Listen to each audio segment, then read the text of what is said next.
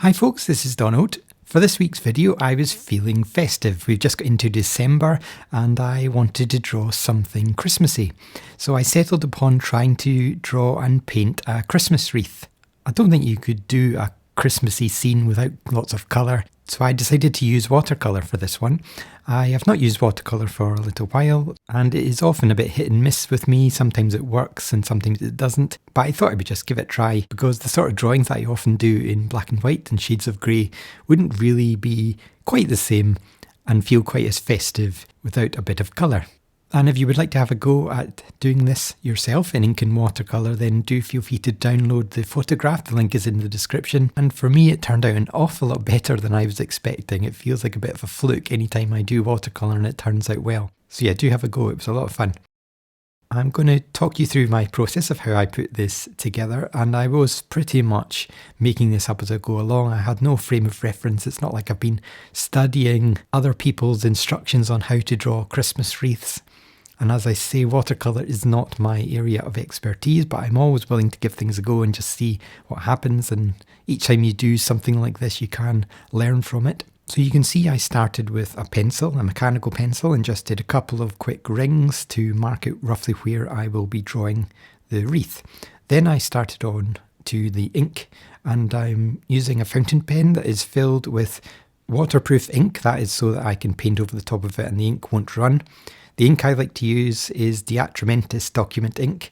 It is fully waterproof and a permanent ink. It is also a fountain pen ink that comes in bottles, so you can fill up a fountain pen and it doesn't clog up the pen like a lot of inks do when you try to put them in a fountain pen. So this is the one I love to use. If you don't have a fountain pen, you can also use a fine liner that has waterproof ink in it. Most fine liners do contain that sort of ink, and that will do just as good a job. And you can see my strategy for attacking this was to go around the entire outside with a jaggedy edge outline, very rough and raggedy. I was trying to be as close as I could to what I could see around the outside, but it doesn't have to be exact. It's not a total perfect replica of what I'm looking at. It's just about as close as I can get. And I just went around the outside with the jaggy line. And then once I got to the bottom, I stopped and I added in the ribbon. And you can see I'm drawing part of this in real time and part of this is speeded up. This complete artwork took about 2 hours for me to finish. And what you could do if you were following along with this is to follow the bits I'm doing in real time. And then once you get to the speed up bits, watch it, pause it, and then do your version.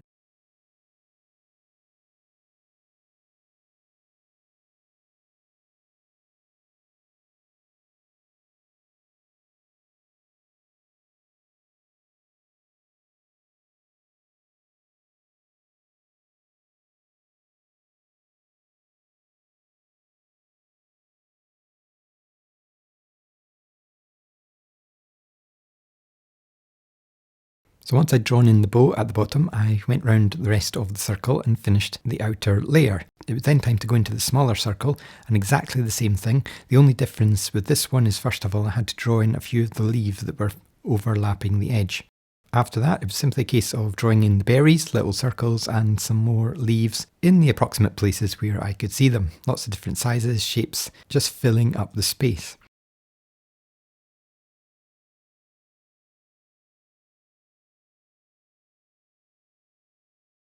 I think one of the beauties that I have found when I'm drawing natural subjects like this is there's much less need to be precise and exact to the original reference that you're looking at, because you can just draw naturally scraggly lines. Nature doesn't have the precise edges of a building or a man-made object, so you've got much more flexibility in that regard.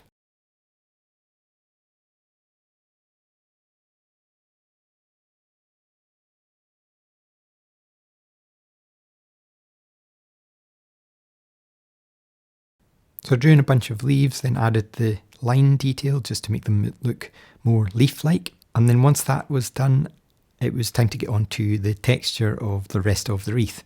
And to create that texture, it was very simple. Just squiggles basically, just lots of squiggly lines as though you're drawing your signature, but lots of tiny lines over and over again all the way around. And again, I must emphasize that I was just making this up as I went along. I had no idea if this was going to look right, whether this was going to work, but that's what I really enjoy doing, is trying new things, trying the challenge of drawing something that I've not drawn before and not really knowing how I'm going to construct this. It makes it much more of a challenge, but it's also much more satisfying if you get it right. I just find it much more fun, and of course there's always the risk that you're going to get it completely wrong because you don't know what you're doing, but then even if you make a complete mess, you can always do it again, or just take the things you've learned and move on to the next one, which is always the approach that I try to take whenever I do any kind of drawing or sketch. And that especially seems to apply to watercolour in my case, because it seems entirely random whether it works for me or not. It's such an unpredictable medium. So I'd got the wreath to a stage that I was fairly happy with, so I then moved on to the door knocker. And because it's Christmas, this made me think of Jacob Marley and Scrooge in Charles Dickens' A Christmas Carol, and he comes up to the door and the face is in the door. It's a classic. It's probably my favourite novel of all time. I read it every single Christmas and have watched all the versions of the movies. Just such a brilliant story, and this little knocker does remind me of that.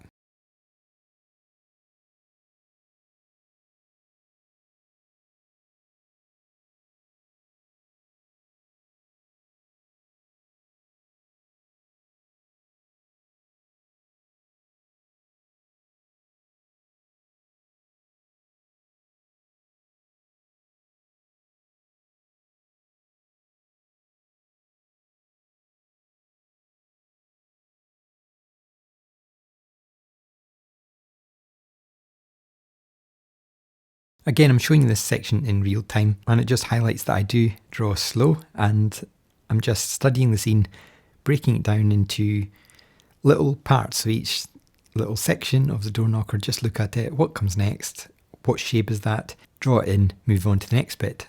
And I find it so much easier to think about drawing in that way. Rather than thinking about trying to draw an entire object, I'm just looking at each tiny little bit and trying to draw that. And once you get to the end of any object or subject, you find that you've drawn the whole thing almost by accident.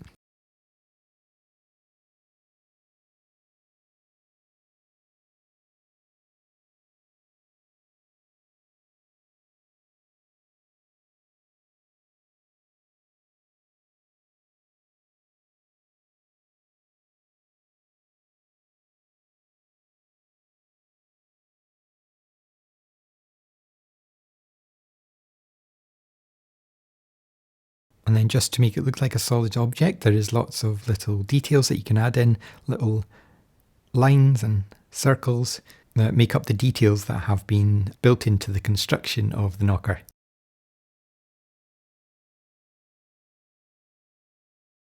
I think this sort of thing would be quite good if you were making a homemade Christmas card. You could draw and paint the wreath and then scan the picture and go to one of these websites that sells customizable Christmas cards. I think people might appreciate receiving a card that you've gone to the trouble of drawing and painting yourself.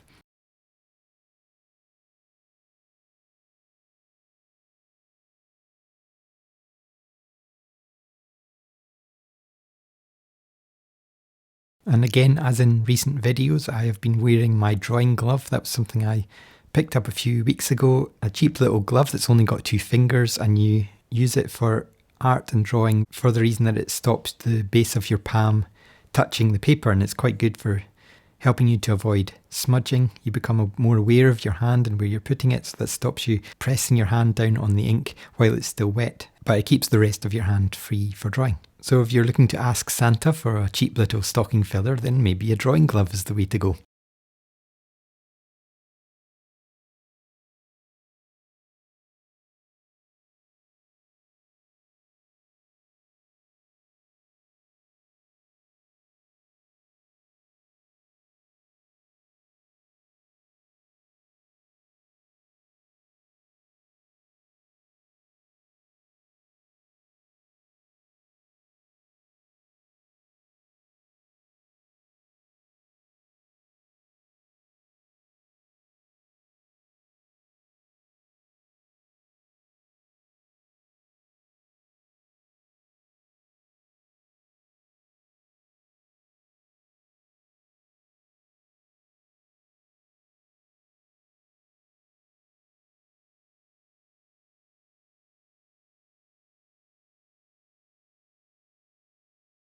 So for this sketch, I wouldn't say I did too much in the way of mistakes, but one section that I did do slightly wrong was in the drawing of the inserts in the door. The first one I drew, I didn't do it correctly, so I had to then put in squares in the corners just to try and fix it and make it look like that was how it was in real life. But as always with mistakes, once you've done it, accept it, move on. It's only a little mistake and it's not something I'm going to lose any sleep over.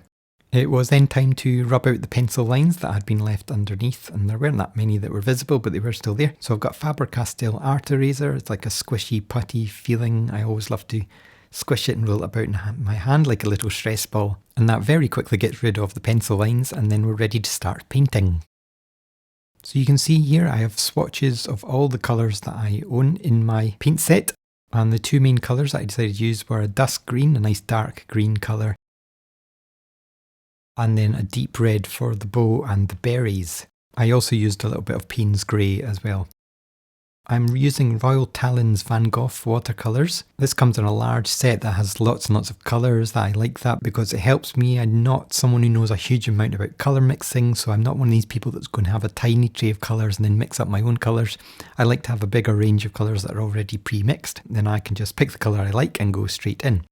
I chose dusk green because I thought it was a nice dark natural looking green. Some of the greens in the set can be a little bit artificial looking, and although I didn't know exactly how I was going to approach this, my idea was that I would just go right the way around the entire wreath with a layer, and then once it was dry I would build up extra layers for texture and variety of shades. That's the thing I was aiming to achieve. I didn't know if it was going to come off, but that was the approach that I took. Try my best to avoid the bits where the red berries are going to be, but unfortunately I did paint over some of them, but it turned out in the end it was fine. I was still able to make the red stand out.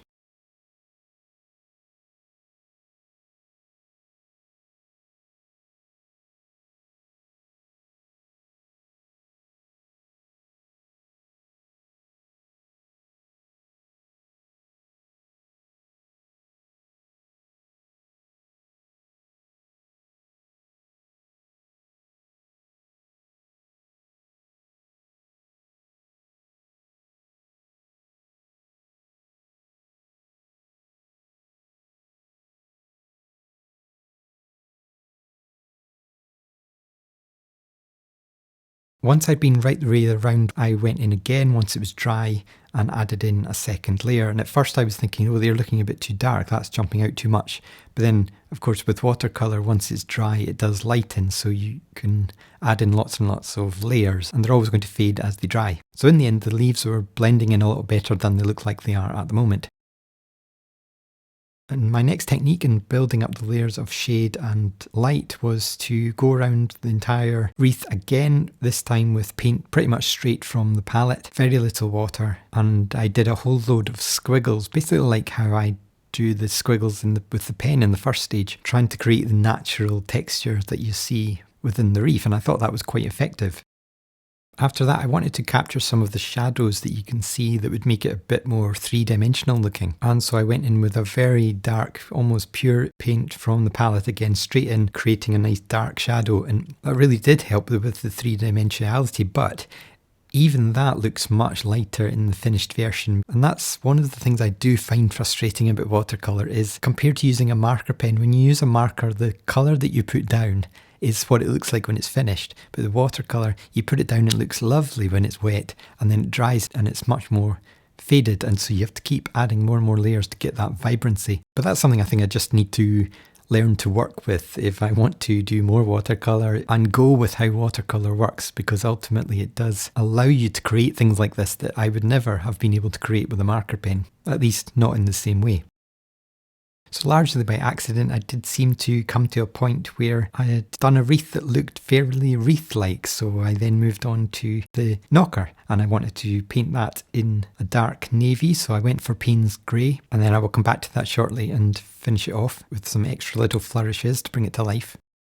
So the only thing left to paint was the bright red bow and the little red berries, so I used a deep red colour, and you can use any bright red, vibrant red colour for this, would do the job. It's just the one in my set is called deep red. And even though it's called deep red, it came out quite orangey, I felt, in the first layer. But the good thing is when I was adding in more and more layers of it, it was becoming much more vibrant, much deeper in the redness, and that was bringing out the real Christmassy tones that you would expect to see in a festive picture.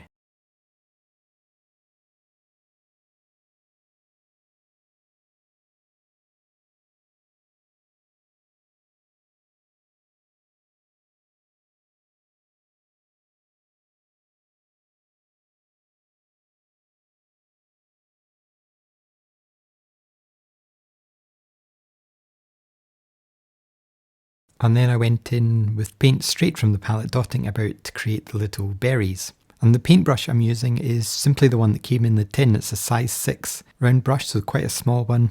Nothing fancy, it's just the one that came with the paint set, and it works perfectly well. It's got a nice point to it. So that was the only brush I used for this entire painting. Just one more thing I wanted to add to the paint. The little silk ribbons that are underneath the bow, they are not pure white, there's a slight grey to the white tone that I can see, so I just used a very watered down Payne's grey to paint over those and add a little bit more contrast against the white of the page, because I decided not to paint the door itself, so I wanted that to stand out against the white background. Once everything was dry, I just wanted to add one little last area of detail, and that was on the door knocker. I wanted to bring out some of the highlights in the metal, so I went and grabbed my SIGNO white gel pen and went around adding little flourishes of white to bring out the highlights. And although it wasn't intentional, I quite liked how the tone of the watercolour on the knocker had a light and a dark side to it. It made it look more 3D, and that wasn't what I was intending, but that's again one of the beauties of watercolours. You get that natural variety in the way that the paint dries. It can create some really interesting and unusual effects. And white gel pens are great for things like this, when you just quickly want to add little highlight details over the top of paint. And this pen is probably the most opaque of the white gel pens that I've tried so far, and having read up about white gel pens, this seems to be generally regarded as the most opaque. They can be a little bit scratchy and not totally smooth to get the ink out sometimes, but I think for something like this, the scratchiness is totally fine. And I thought that really helped bring the door knocker to life. And there we are, there's my first attempt at drawing and painting a Christmas wreath. I was really quite pleased and surprised how this turned out. And this is what I love about art, is you're constantly surprising yourself and being able to draw and paint things better than you thought you could. And it's all those little moments of progress that keep the motivation going. And now I'm feeling suitably festive and ready to start consuming an entire year's worth of food in the space of a single month. So thanks so much for watching, and for more sketchy inspiration like this, you can click on this video right here, and I will see you in the next one.